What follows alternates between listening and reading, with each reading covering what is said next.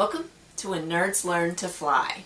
Today I'm talking to my fellow cast members out there. Those of you that have had enough of the BS and you're ready to leave the company. For us, we were planning on early retirement and we hoped to make it 5 more years. But there were some changes going on that we saw that were going to make work pretty much unbearable. And we decided that we were good enough to go now. First thing that you have to consider is your age. Even though I've got 22 years with the company, if I'm not 55, Walt Disney World does not consider it retirement. Even if I've got enough retirement money saved up, and that's what I'm intending to do, if you're not 55, they don't consider it retirement. What this means is that you will not get your Silver Gate Pass, your main gate that allows you to get guests into the park. It also means that you won't get that wonderful ring that you were supposed to get at 20 years, but because they decided to give you a Simba statue instead, yeah, you were going to get that ring or that watch at retirement. Yeah, you don't get that either.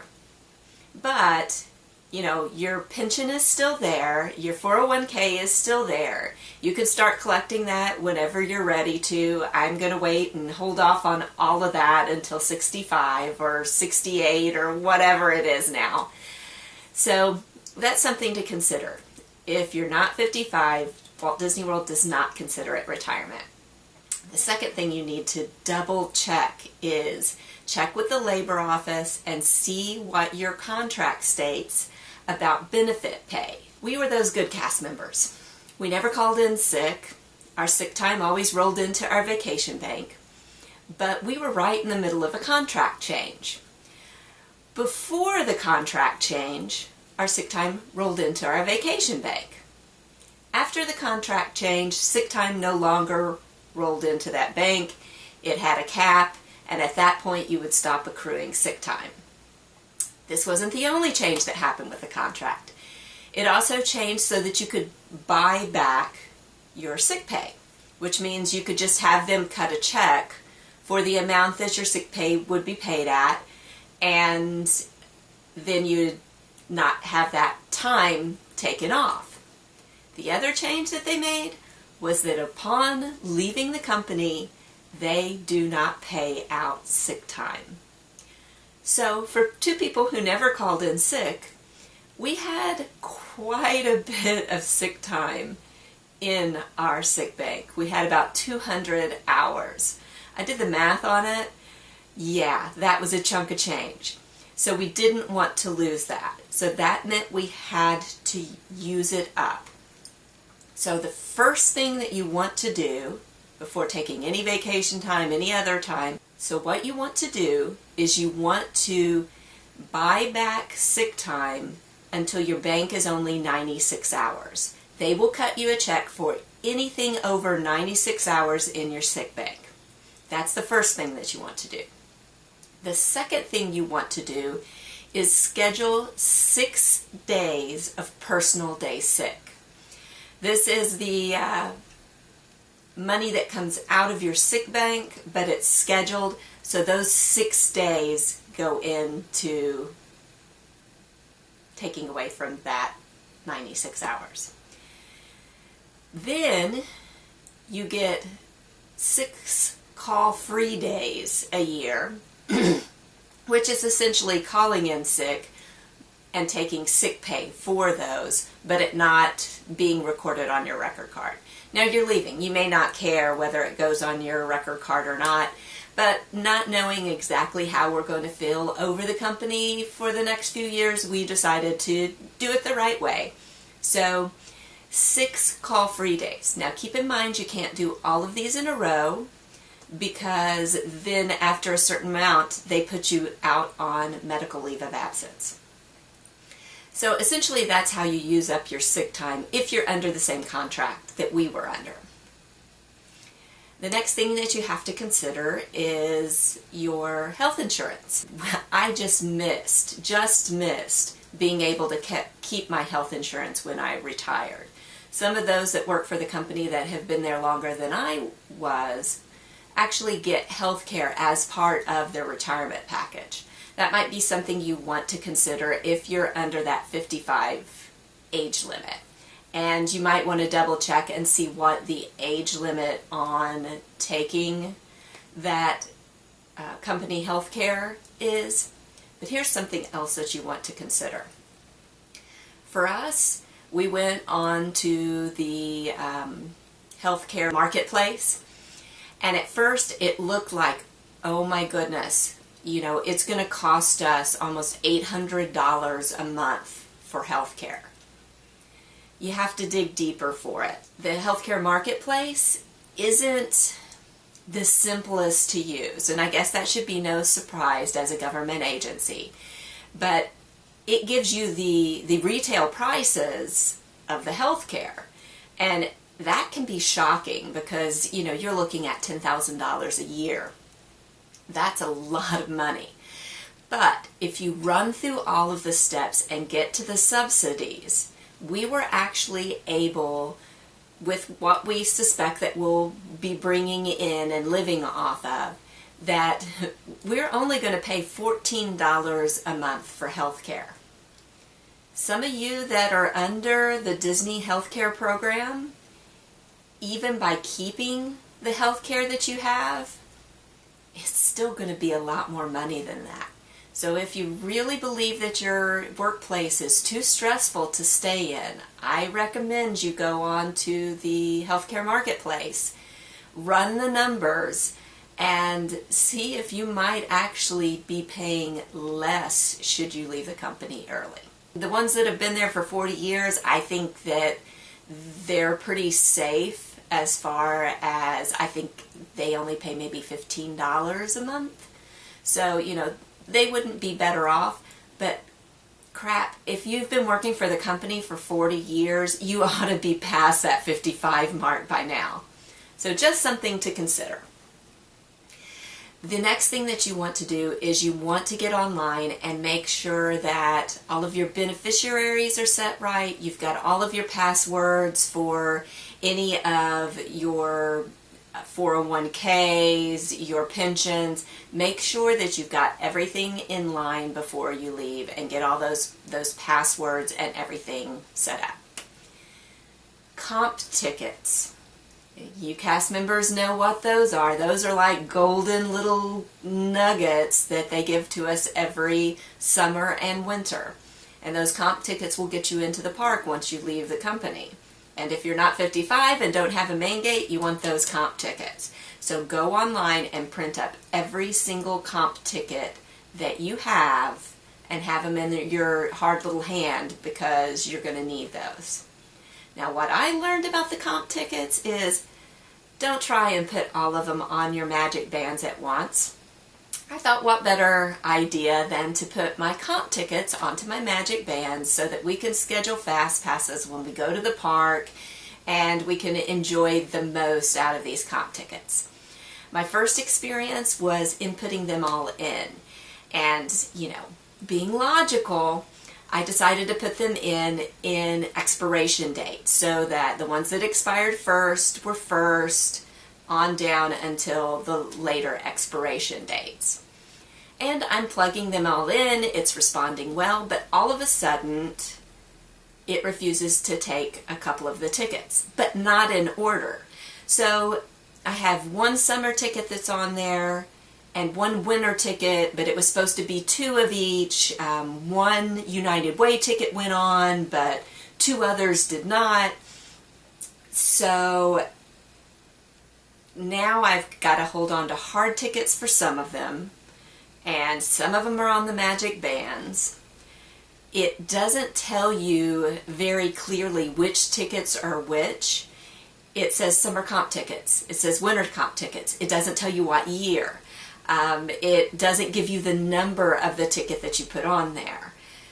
So it makes it harder to keep track of them. And then there was the issue of us going to the park and using our magic bands.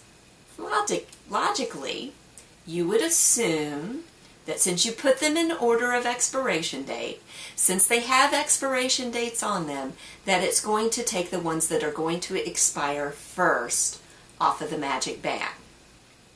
This is not the case. It randomly selected one out of the middle for both my husband and I. Fixing something that's broken with Disney is not a fun experience. It is a long and drawn out experience. I'm always kind to the person on the other end of the phone because I know, like me, they're just working there. They can't help the way that the system works, and as with all systems with Disney, they don't work well. And they really don't care that they don't work well, and especially if you're a cast member. So it randomly took this ticket out of the middle. So I send an email through the website thinking, have it in writing, this is a better way to go. I had even talked to some of my friends who worked in ticketing, and they said, yeah, send an email through the website. They sent me back an email saying you need to call, and you need to call this number first to get your tickets prioritized. Then you need to call this number to have the ticket that wasn't supposed to be taken off, put back on, and have one of the tickets that was supposed to be taken off, taken off. Okay, so I call, and of course it is a phone tree, and like most Disney phone trees, it's a long phone tree. I'm finally able to get a hold of who I need to get a hold of and speak to him for a while.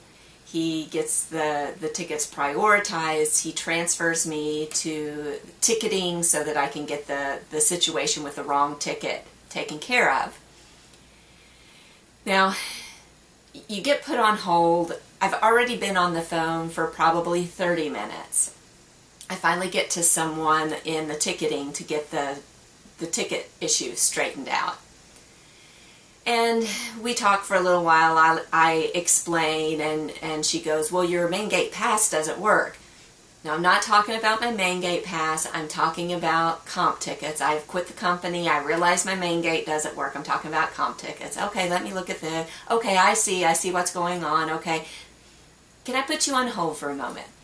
And I'm probably on hold 20 minutes or more. So at this point, I'm probably at 45 minutes being on the phone with Disney.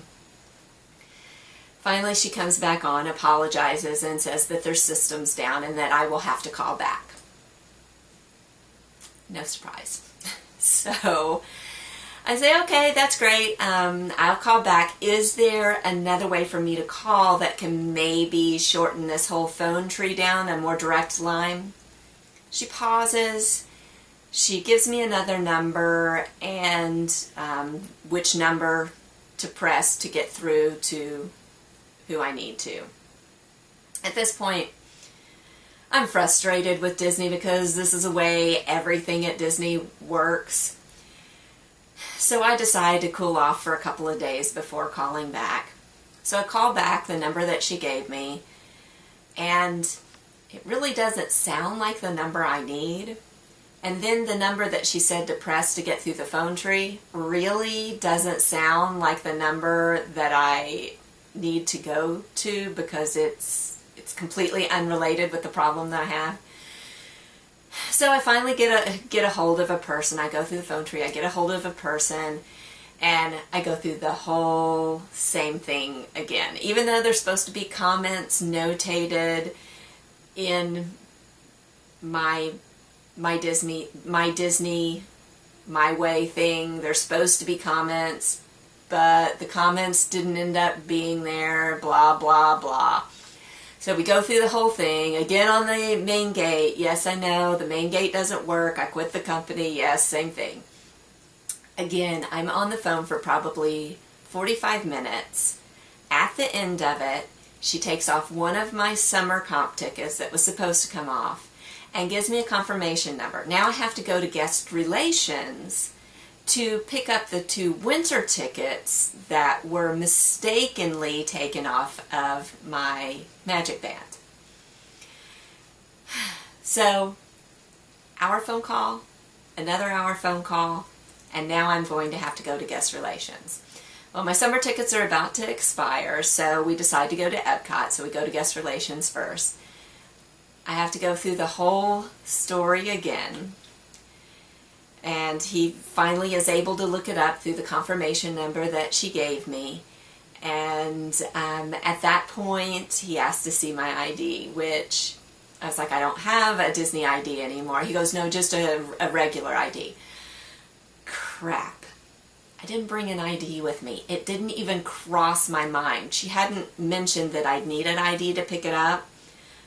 At this point, I'm thinking, stupid. I am so stupid. I should have known. Luckily, Corey's name was also on the comm tickets, so his ID was able to get us those 2 winter tickets, those winter comp tickets. And so now we have 2 hard copies for those. So to save yourself a lot of trouble, don't bother putting your comp tickets on your Magic Band until right before you're ready to use them, and only put the 2 tickets or the 1 ticket that you're planning on using onto your Magic Band, and then you can use that to get into the park. Otherwise, you're going to probably have to jump through some hoops. If you do decide to put them all on your Magic Band, call the guest services and have them prioritize them by expiration date. They can actually see the expiration dates, so they can prioritize them that way.